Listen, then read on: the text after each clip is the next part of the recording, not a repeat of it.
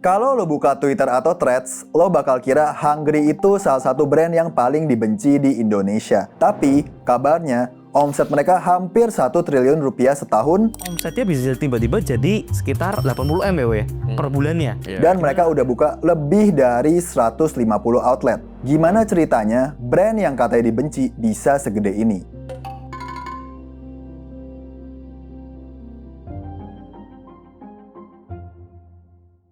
Jadi, backstory-nya di Twitter dan Threads sempat rame ngomongin Hungry soalnya saat kita buka GoFood, isinya itu muncul brand Hungry terus. Ayam goreng Madura by Hungry, ayam koplo by Hungry, Uno Chicken by Hungry, Hot Side Story by Hungry, ayam goreng bawang putri by Hungry, dan lain-lain.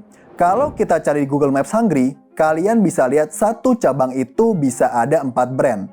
Misal, di Hungry Ciledug, Moon Chicken X ayam koplo X Hot Side Story X Butumbar.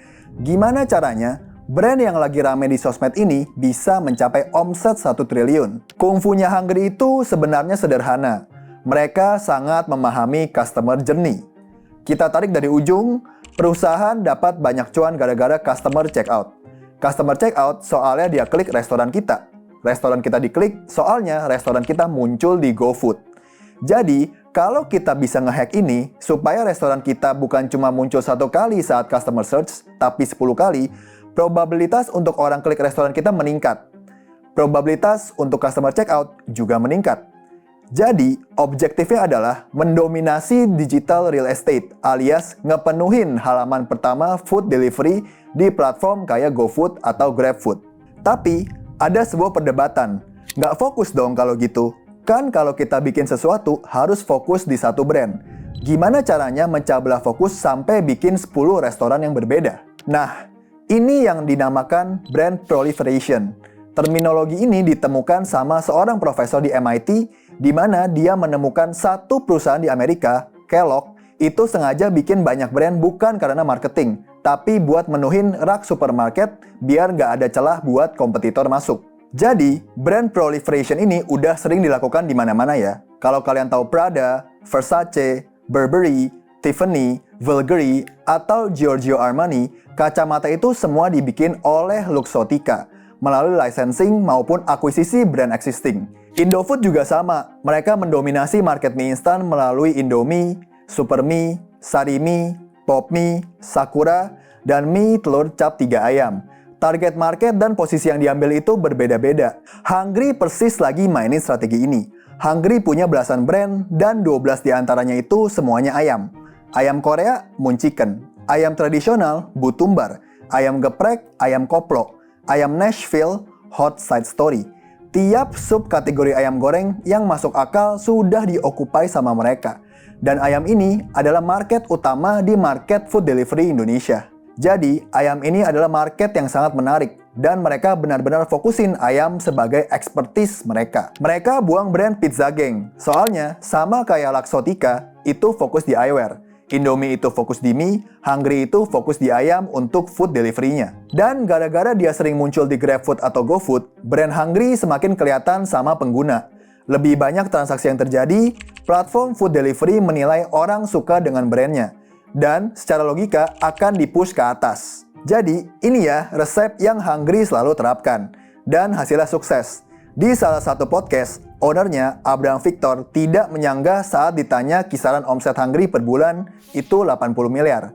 Ini yang kalau disetahunkan hampir 1T per tahun. Super gede. Strateginya sederhana, eksekusinya konsisten, hasilnya jelas. Tapi, kalau strateginya sesimpel itu, satu pertanyaan, kenapa selama 7 tahun Hungry beroperasi, belum ada satupun kompetitor besar yang berhasil meniru? Padahal, kalau kalian ingat, industri cloud kitchen di 2020 hingga 2022 booming banget. Dan surprise-surprise, 2 tahun lalu, Hungry sendiri hampir bangkrut. Di tahun 2020 hingga 2021, fenomena cloud kitchen itu lagi super terkenal. Momennya pas ya, banyak restoran konvensional yang tutup pada saat COVID. Dan tren food delivery itu juga meningkat. Cloud Kitchen muncul sebagai solusi buat pengusaha F&B. Nggak perlu ada tempat dine-in-nya, jadi modal awalnya sedikit dibandingkan restoran konvensional. Hasilnya, banyak yang mau coba buka bisnis F&B dengan model Cloud Kitchen ini. Karena banyak yang mau coba, banyak pemain besar yang nyewain Cloud Kitchen buat menuhin permintaan pasar ini. Kalau kita breakdown secara model, ada 3 jenis bisnis di industri Cloud Kitchen. Pertama, space rental. Ini penyedia dapurnya doang. Pemainnya Grab Kitchen dan Everplate. Kedua, managed kitchen. Ini nyediain dapur dan pekerjanya. Jadi, biaya rentalnya lebih tinggi, tapi penyewanya tinggal sediain resep doang. Pemainnya adalah Yummy Corp under Ismaya Group. Ketiga, online restoran atau ya brand itu sendiri. Dan pemainnya ada Hungry dan Daily Box. Pada awalnya, model Cloud Kitchen ini diminati investor. Banyak perusahaan Cloud Kitchen yang dapat funding dari venture capital. Tapi ini jadi pedang bermata dua. Banyak pelaku di Cloud Kitchen, berarti kompetisi F&B online menjadi semakin berat. Marginnya jadi tipis dan banyak perang diskon. Ini bikin situasi industrinya nggak sustainable. Dan tanda keretakan pertama muncul di tahun 2022. Apalagi pendanaan VC tambah seret dan saat Goto IPO, Goto mau fokus ke arah profitability. Artinya, mereka ngurangin bakar uang dan promo food delivery. Efeknya langsung, Yummy Corp, salah satu pemain besar Cloud Kitchen, PHK 300 karyawan. Grab Kitchen ditutup, Dishserve ditutup. Ini masa-masa yang berat buat model space rental dan managed kitchen ya. Saat penyewanya nggak bisa bertahan karena kekurangan promo dan kalah saing, omset mereka langsung hilang. Gimana dengan Hungry? Hungry sendiri juga hampir tutup di 2023. Ngerasain efek yang sama sampai terpaksa melakukan efisiensi dengan nge-PHK 200-an karyawan. Jadi 2023 itu actually omset pemain delivery itu turun semua. Karena platform kayak Grab, Gojek baru IPO. Oke. Mereka naikin. ya mereka cost cutting, mereka nurunin diskon, jadi semua orang omset turun kan. Dan di bisnis ini omset itu the most sensitive variable. Artinya kalau omset turun, EBITDA turunnya lebih jauh, profitability turun jauh banget. Kalau omset naik, profitability naik jauh gitu. Itu paling sensitif jadi ya.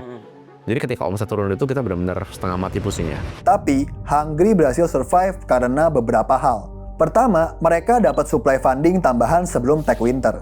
Di April 2022, mereka dapat funding tambahan sebesar 22 juta USD. Ini signifikan dan bikin Hungry punya runway lebih lama. Kedua, model bisnis online restoran mereka. Karena semua brand yang milik Hungry sendiri, mereka bisa melakukan adjustment yang dibutuhkan untuk bisa survive selama Tech Winter. Berbeda dengan penyedia kitchen yang harus berharap penyewanya bisa survive dan melakukan adjustment yang tepat. Jadi, Hungry bisa survive 2023 karena buffer yang mereka punya. Perusahaan mereka sejak awal memang sudah direncanakan untuk menjadi Cloud Kitchen.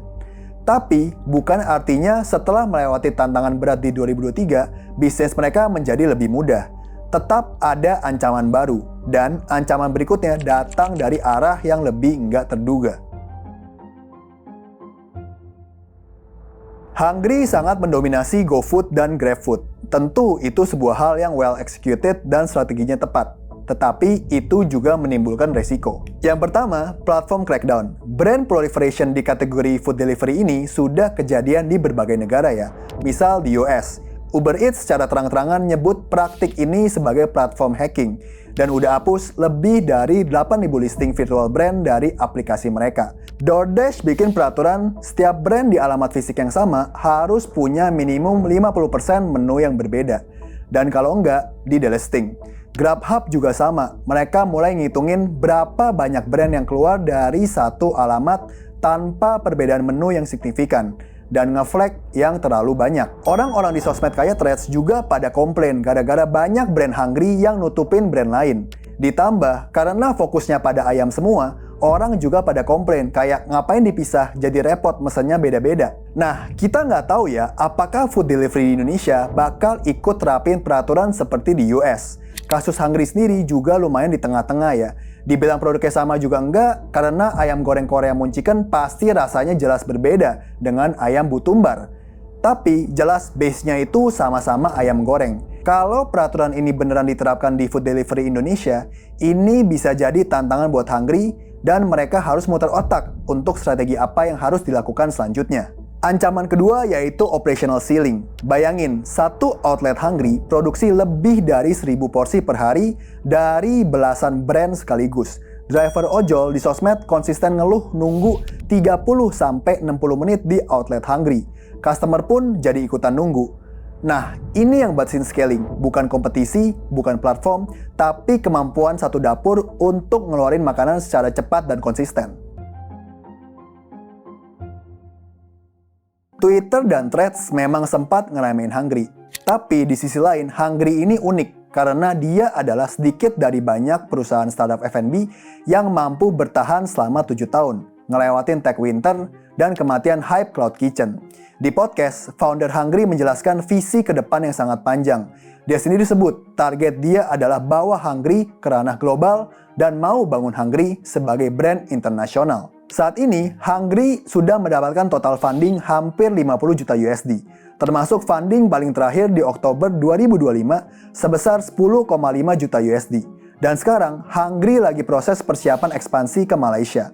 Dalam jangka panjang, CEO-nya punya target supaya omset Hungry bisa mencapai $2 billion alias sekitar 35 triliun per tahun. Dengan visi yang besar dari ownernya, apakah Hungry akan bisa solve masalah ini dan terus maju mengejar omset 2 billion USD per tahun?